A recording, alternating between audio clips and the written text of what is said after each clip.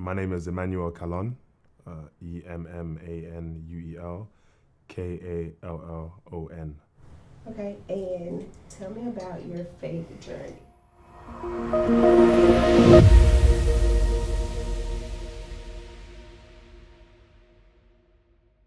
So my faith journey really starts back in London, where I'm originally from. Growing up with my mum and my dad. My dad left when I was about 2, moved to America. So it was really just me and my mum growing up, and she actually took me to church when I was 8 days old.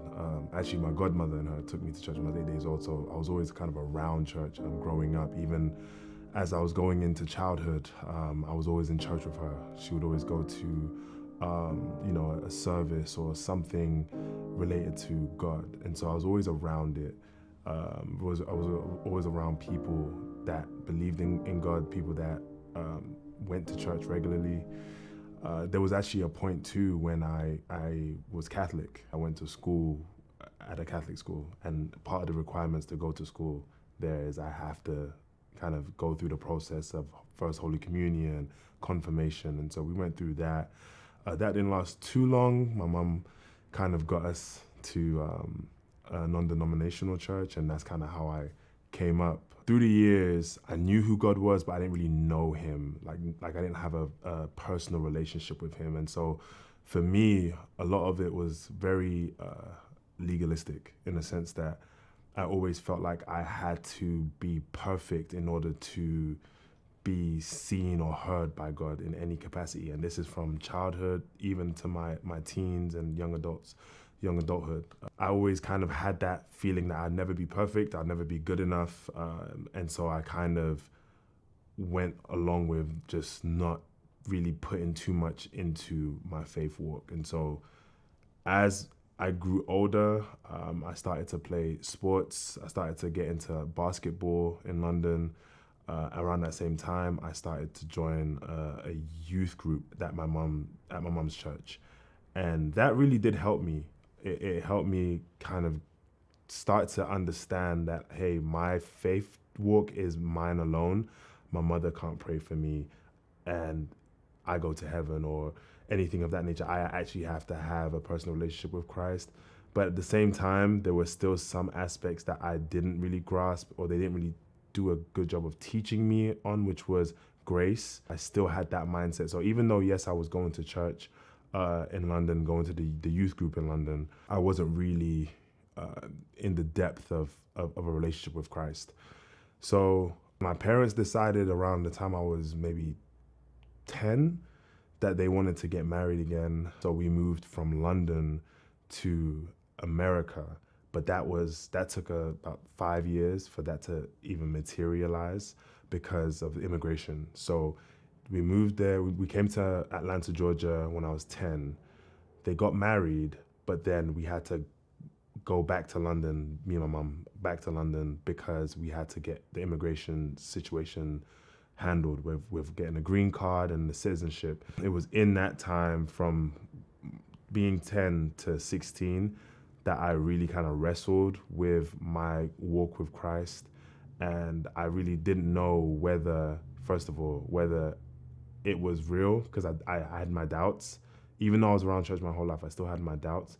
But then also if I'd ever be good enough. Because the moment I say I got baptized, because they would have the baptism call and I just do it, I think, okay, everything has to be good. Everything has to be perfect. I can't mess up. And I would mess up. I'd tell a lie. I would curse. I would, just be disrespectful to my parents. And so to me, that felt like a failure. Like I was done. Like it's over with. I struggled with that.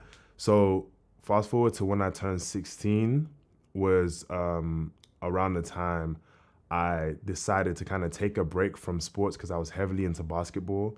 I took a break from sports to focus on just being more useful in my youth group and inviting my friends. I had a lot of friends in London that were in gang culture, and they were in things that just weren't, the right things to be in, at the age of 15, 14, 16. Some of them were selling drugs. Some of them were really, really into the street life. I was kind of in that cusp of, I was good in school and I did my work and I did what I needed to do and I was very athletic, but I also had credibility with a lot of these people I grew up with that were in the streets. So when it came time to really diving into the youth group I was a part of, they actually opened up and listened to me, and a lot of them came to church with me and came to youth group with me. And so that helped a lot of them change their lives and change their walk with Christ. But for me, it's still, for some reason, I still struggled with legalistic, just the whole aspect of legalism and the whole aspect of doing things by the book and not being perfect. So 16 happens. I moved to America. Finally, we get our, I guess, the green card.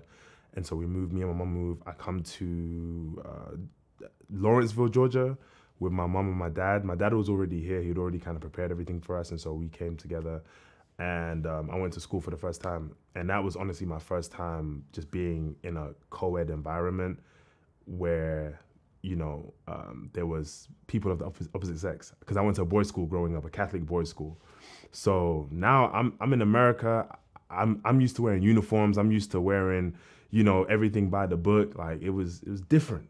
America is different. Like there was young ladies in shorts that came up to, the upper thigh, and just a more laissez-faire environment, and that was new to me. That I didn't know what was going on, and I kind of was seen as different because at that time I didn't cuss, I didn't do anything crazy, I didn't go to parties, I didn't do nothing, and I was still a virgin.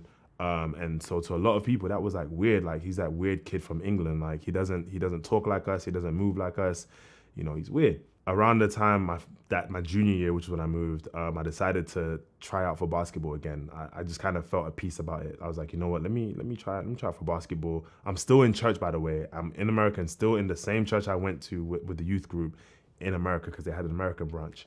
And so I'm still there, still, doing what I do Sundays, youth group, etc. But then I was like, let me get back into basketball, because I gave it up for a season, a few years actually, and now I want to bring it back up again. And so I did that. I tried out and I made the team.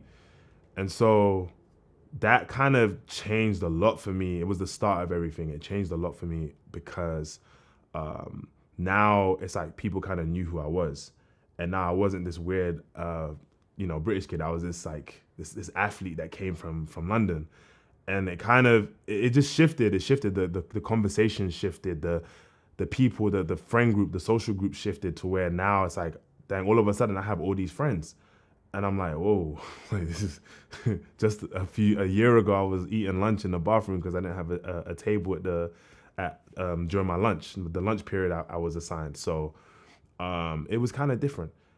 And then to take steps further, they wanted me to play football. Now I didn't know what football was. I didn't have no clue about what it was. All I knew is people wear helmets and they hurt each other to get the ball. And so that was my understanding of what it was. And my coach at the time, my football coach, he would always try to get me to hand the scholarship letters of players who were getting scholarships to them during gym class, because he was the gym coach, just to kind of show me what was possible. And so finally it worked. And so I told my dad, I'm like, Dad, listen, I kind of want to try this thing called football, because I'm seeing, that you can get a full-ride scholarship and this. And my dad wasn't having it. He was just like, no, I'm not with it. Like, no, he was calling people to talk to me, to tell me how football is evil and you can get like brain damage and brain cancer, all that kind of stuff. He was like, okay, look, the only way I can let you practice is if you get straight A's this semester. Typically, I would get good grades, but there would always be like 1B. And so he was counting on me getting like that 1B. And so that year or that semester, I made sure to like go the extra mile just so I could practice. I was doing so much more work just to practice, not even to like play or to start. It was literally just practice. And so I did it though, because I was like, you know what, it's a challenge, I'm gonna do it. So, and bear in mind, during this time, I'm still at that place of like in between with God. So I'm not like out of the church. I'm still praying. I'm still, spending time reading my Bible, but I still have my doubts. I'm still like not fully committed because I don't have a genuine relationship with Christ yet. Get the straight A's, of course, because it's what I do. And I practiced, and it's crazy because in those 2 weeks, I was able to get 12 scholarship offers just off of those 2 weeks. And we're talking like schools like Tennessee, Florida State, Notre Dame, Duke, Vanderbilt, Stanford, like just schools just coming out of nowhere, just boom, boom, boom, boom, boom, boom, boom. And now it's like all of a sudden I go from like this kid who played sports in school to like almost the face of my high school, because now there's coaches flying into my school, taking me out of class, trying to meet with me because of those 2 weeks I took to play the game for the spring game and how well I did. And so everyone was kind of like, you haven't even started a game yet and you've already got 12 scholarship offers. So I think you should probably, commit to a school just in case you're actually trash and the regular season comes around and you're not as good as people think you are, because everything that's happening to you right now is strictly off your spring game. They don't even know that you haven't played a game yet. So I listened to them, and my parents were like, yeah, you need to commit to Georgia Tech. And I didn't really want to. I kind of believed like, hey, like I'm actually good at this game. Like I can actually play this game.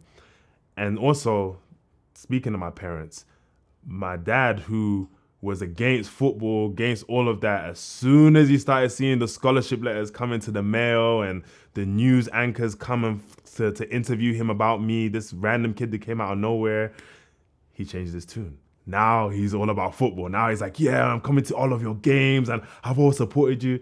But anyway, I decided to commit to Georgia Tech. I'm like, you know what? Let me just listen to them because maybe they know something I don't know. But I still believe in myself, but they know something I don't know. So we're going to pause right here. Now let's go into the dynamics of how things was in school and my faith. So now you have to understand, out of nowhere, I was kind of thrown into the spotlight. And at that time, Instagram wasn't insanely huge, but it was big enough to where it went around. Like even people in London was hearing about it. I was in the newspapers in London of this British kid that came to America and got all these scholarships, and now he's projected to go to the NFL, and people just all over just calling my parents. And so the dynamic in school was what it was, because it's like now it's like I'm kind of like a hometown celebrity in a sense, to where everyone wants a piece of me, including women. So so I struggled with that a lot, and I was already on the fence with my faith when it came to my relationship with God, and it was very much so all or nothing. And if I'm not doing well, then it's just like, you know what, God, I can't even do this thing anymore. And so that's what ended up happening, where I kind of fell into the hype. I fell into everything that came with playing football. The girls constantly calling my phone, and there's actually girls that would actually bet with each other, and this was told to me by a couple of people who would bet that they could take my virginity first. It was crazy. And in that same year, I didn't know what homecoming was. I'm not from here, I'm from London. All of a sudden I'm homecoming king. I'm like, how was my name even in the ballot? It was insane. It was a crazy senior year. This all happened within the span of a year. So now the season is happening, and it's not a fluke. Like I'm actually like, okay, I'm a decent guy on the field. The scholarships just keep rolling in and coming in, and now I go from being an unknown guy to the number 2 defensive end in Georgia and the number 19 defensive player in the nation.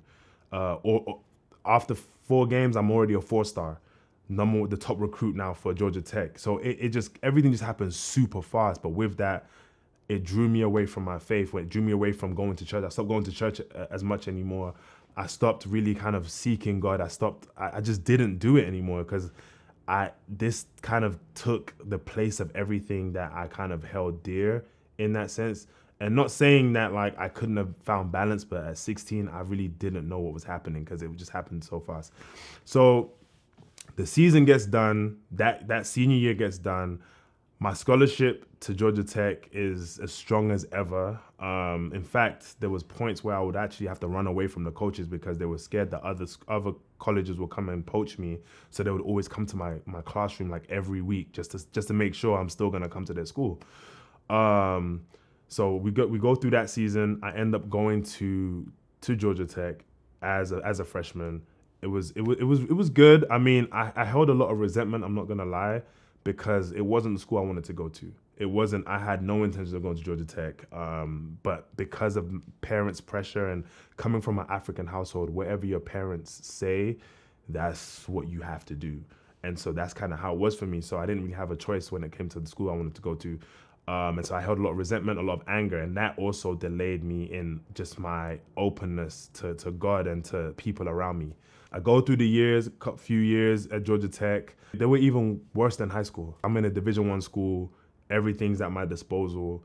I'm not broke at this point because now, at the time I had a full ride scholarship, but then also had Hope Scholarship. And so with that, the money you get from the Hope Scholarship, it just counts as a stipend and goes to you. So I have everything I need at that time. And so I'm like, you know what, like I'm good. And so I get into drinking and partying and just living that life. But I always still felt empty. I always still felt like I need to come back home. And I don't know how to explain that, any more than I need to come back home. Because even though, yes, I was on the fence growing up, I was always in the presence of God. So I knew what that felt like. But at the same time, it's just like I just didn't know how to get there myself because I had all these blockages that I put when it came to my thoughts of being perfect and having to live a certain type of lifestyle as a Christian in order for God to even take you seriously. So, I went through college. I ended up, getting picked up by the Pittsburgh Steelers, which was crazy. Because honestly, if you think about it, I wasn't even supposed to be in the NFL. I wasn't. This is off of 1 year of high school football that now I'm in the room with Mike Tomlin and Antonio Brown at the time and Ben Roethlisberger. Like I'm like, how am I even here? Like this is nothing but favor. And I like to definitely attribute the whole journey to that year that I took. Remember when I was back in London and I was like, you know what, I'm gonna take time off of playing basketball and focus on my youth group and bringing my friends to just at least change their life. Even if they don't meet Christ, they at least change their life from being off the streets. So I attribute those seeds and the fruit that came from that to that moment, because there's no way I could have thought that me coming to America now, I'm going to a Division I school, I'm now in the NFL off of just literally 2 weeks of football. That was supernatural. But at the time, it was just kind of like, what the heck? Like, how am I even here? Like, this is amazing. This is great. So it was good. But then that's when I started dabbling into, marijuana and all these other things. I wanted to live the life of the guys around me. I wanted to do what they were doing too, because, at this point, I feel like I've made it. And so I go through, OTAs, I go through preseason, all of that. And I'm thinking, there's no way like I'm gonna get cut, bro. Like they brought me here. They actually paid me a signing bonus to be on the team. Like nobody, unless you're a draft pick, you're not getting a signing bonus. But yeah, I got cut. And that was a big awakening call for me, because I was like, wait, what? So far, everything has just worked. Came to America, played basketball, made the team, played football, made the team, ended up becoming, a high school legend in that sense. Went to college, not even having played 4 years of football. Now I'm on the field playing against top schools. Now I'm in the NFL, and now you're telling me I'm cut? Like, what? And so I didn't know what to do. I got really depressed because now at this point I had based my value not on my identity in Christ, but I based my value on my performance, my sports performance, what a coach thought of me, what I could do to get on the field, and forgetting that I had graduated from a great school.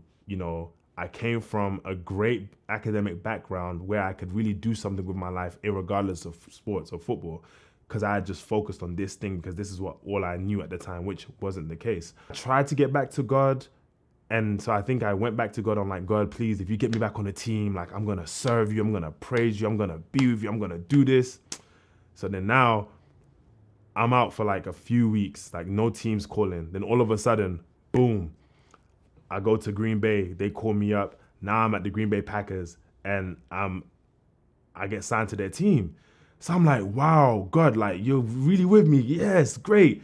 But of course, I get back into the lifestyle again. I start doing whatever. I forget the promise I made to God.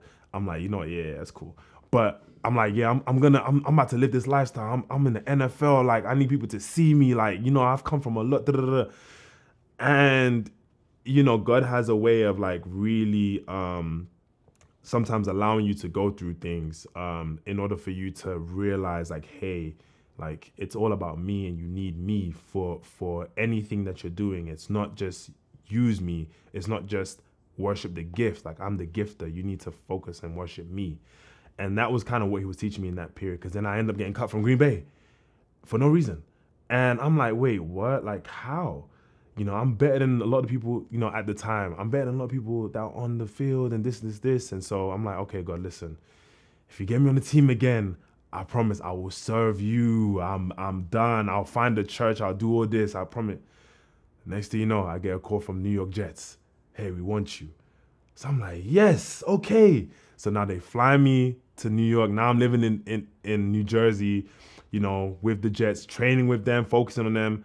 But again, at this point I have a girlfriend and I'm doing whatever, living whatever kind of life with her, we're smoking, drinking, sleeping together, nothing to kind of honor the promise and the vows I'd made to God to do better and be exactly who he needs me to be.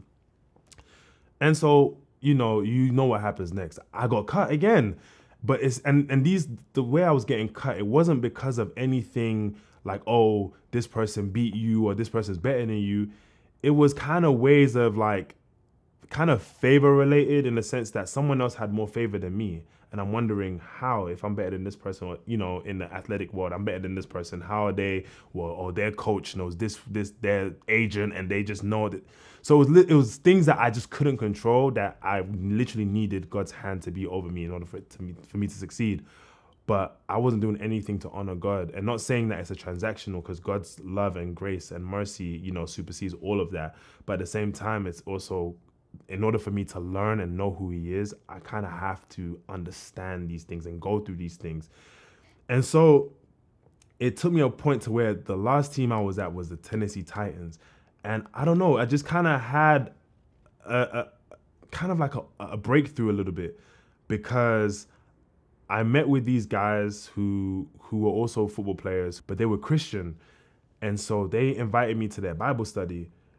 And I was like, yeah, sure. I'll go. And then they kind of explained the whole concept of like grace and how, despite the fact that we are sinful and we're going to sin, God will still have grace over us if we come to him and repent and change our ways. And it doesn't mean that you're going to be perfect. It doesn't mean you're going to never sin again. But it just means that now you aren't doing it alone or by your strength. You're trusting in him to help you as you grow and as you turn away from these things, so that as you develop, the things that you used to struggle with, you don't struggle with as much anymore. And then it just keeps growing from there. And so I didn't understand that, because I'm like, wait, it's either you're perfect, you're holy, you're this, or you're not. And once I found that out, like it changed the whole dynamic of my relationship with God, to where I was like, okay, God, listen, I know that I've kind of used you as a bargaining chip for the things that I've wanted to do. I've used your power to get to places, or try to at least. But now I really need you. Like I really want you. Like I really want to develop a relationship, because I see these guys around me and they actually know you for real. This isn't just, oh, my mom took me to church and, that's how I'm a Christian. No, it's like, no, they have relationship with you. It's evident from the way they move. And one of them was actually my old quarterback from Georgia Tech. So that's another thing that kind of allowed me to like be more open, because I'm like, I know you. You're actually legit. Like you're not just, you don't say you're a Christian and you do everything else that everyone else does. No, I've watched you from when I was a freshman and how you conducted yourself to now where you're married with kids. Like, so what you're telling me, I'm listening, because I see your testimony, your witness is legit. So that helped me because now I'm going to God with a different heart posture. Before it was very much so, hey, like bless me and I'll serve you. No, it's like, no, listen, even if I don't get the thing that I want so bad, even if I don't ever make another team, even if I don't ever play football again, like I want to be where you are. I want you to touch my life and I want to serve you in any way and every way I can. So now I get the last call to the Tennessee Titans. And so I'm there with them and it was good. It was very good. But then I get cut at the end. But this time it's different because before it was very much so I was like upset and I was like, what the heck's going on? But during that time with them, I was already on like you know what, if this doesn't work out, it's okay. Like I'm gonna be fine. God has me. Like I'm with him. Like I'm like it's cool. Like, you know, I can do whatever I wanted to do. Like I already had plans before I even played those 2 weeks in high school. So I'm just gonna continue doing that and allowing him to lead every step of the way. So when I got released, it was kind of like, okay, cool. Now I can actually like, you know, serve him and commit to the things I said I was going to do. And so I remember one weekend, I came back home one weekend, I decided I wanted to serve. They had a 2-day retreat. And so I just signed up to be one of the small group leaders there.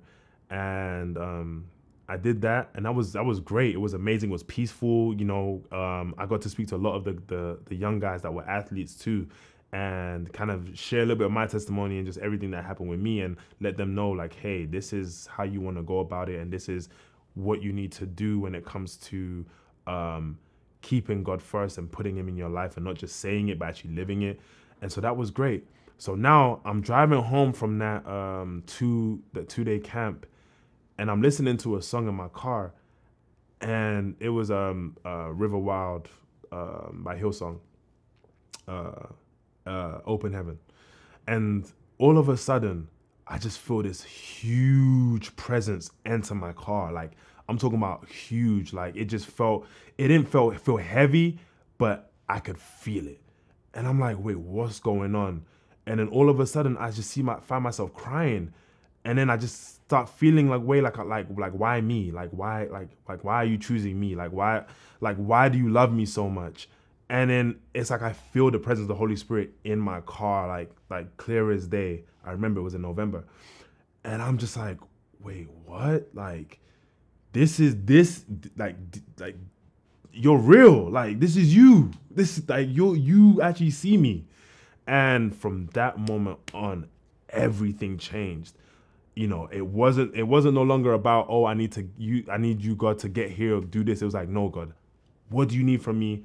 How can I serve you? How can I be where you need me to be? Even if I know I'm going to mess up, even though I know I'm going to stumble, the fact that you are real and that I can trust in you and that you visited me and you showed me your face, like I'm down to serve you. And so from that moment on, my life kind of shifted and changed. So, you know, I went to go live in Germany, and I actually played a little bit out there too. And it was in that moments that I was actually growing in my faith and reading my Bible and really kind of having the personal relationship with God, just like you have a relationship with a woman or the opposite sex. You know, it's kind of similar with God, where you want to talk to them every day. You want to speak to them. You want to read about them. You want to get to know them. And so that's kind of the approach now I had, to where I knew, hey, I'm not going to be perfect, but Lord, I'm here. Mold me, change me, transform me. I trust you to do it because I can't do it. I ended up leaving the relationship I was in. It was like a 4-year relationship. I ended up leaving the relationship I was in, and that relationship was crazy because it was like, while we were together back when I was doing whatever I wanted to do, it was hectic, it was toxic. But the moment like I had that transformation, that shift, where after God had like came and visited me in my car, and I knew he was real, and you know, my life was just never the same again. Now I wanted to do things differently. I didn't want to sleep in the same room with you. Matter of fact, I didn't want to live with you, and not in a way of like, oh, I don't want you no more, but more so in like, hey, I think we kind of moved too quick, and I think we need to do things the right way. I think, you know, maybe we should kind of live in separate places just so that we don't fall into temptation to sin. And granted, she really wasn't a Christian. She was more so, she went to church. She's kind of just like me before. Like, she went to church because her parents went to church, and she sang at church because that's what they wanted her to do. But she did whatever she wanted to do outside of that. We didn't align, needless to say. And so with me deciding, hey, I want to do things the right way. I'm not leaving you because I do love you, but I just want to do things right. It kind of pushed her away because she was like, whoa, what you mean you don't want to sleep with me? What you mean you want to live elsewhere? Like, what's happening? You're different. You're changed. But I'm like, hey, like, how are you upset with me now that I want to do the right thing? But you weren't upset with me when I was coming home 3:00 in the morning, drunk as crap, just doing whatever I wanted to do, treating you any kind of way. But the moment I've come to Jesus and I've changed my ways and I actually want to be a kingdom man to you and serve you and do things right to make us go in the right trajectory, it's like, nah, I don't recognize you anymore. You're not who you used to be. I don't know what's happened to you. I don't know who's brainwashed you. I can't do this anymore. So yeah, it's crazy. We broke up. And I remember I dedicated that time. This is in 2020. I dedicated that entire 2020 to just growing in my faith, growing in my knowledge of Christ, serving any way I can. Because yes, we're in COVID, but there were still opportunities to serve and volunteer at food banks.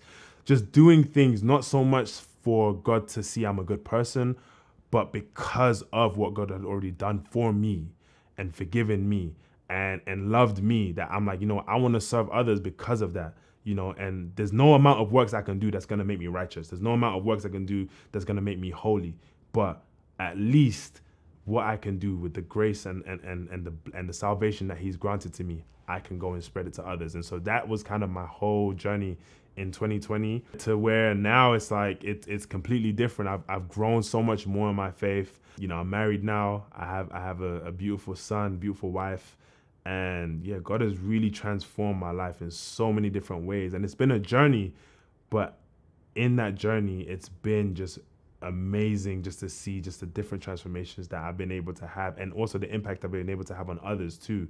Because I started serving heavily in the young adults ministry, and I ended up becoming one of the coaches there too, and baptizing people. And so just looking at my life prior to those moments, to where God has taken me, it's literally only his hand that's been on me. It's only his hand that's loved on me. And then when it comes to football, I don't miss it. And I don't miss it because I'm grateful for that journey. I'm grateful for that time in my life. It doesn't define me. I know who defines me. And so as a result, it's part of just the story and part of the journey. And it's brought me a lot of just different fruit that I can't even say I did it by myself, because I didn't. My advice to someone that's struggling and on the fence is, honestly, just be around people who are at a place that you want to be at. And whether that can be being in community, in your church, just be around it. Because when you are able to visibly see what God is doing in others' lives, it helps you understand that, hey, like, God is present. And even if I don't see it directly, I know he's in the neighborhood. And so he's going to bless my life, or he's going to show himself to me in due time. But as long as I don't go away from the fire, as long as I don't go away from just community with others, then I'm going to be all right. Because what the enemy loves to do is he loves to isolate. And so if you now are struggling and on the fence and you're by yourself dealing with all of this, more than likely he's going to be able to have a one-up and get you on the psychological warfare front and make you doubt yourself and doubt his existence and everything like that. But the moment you come into just the connection and community and find healthy community, you'll be able to now kind of like sharpen yourself, and as they say, iron sharpens iron. You'll be able to just gain understandings, and also your questions will be able to be answered, and answered not just through them but through the word of God. So I would definitely say, if you're on the fence, like, be around people who you see and you can trust that are where you want to be when it comes to your faith.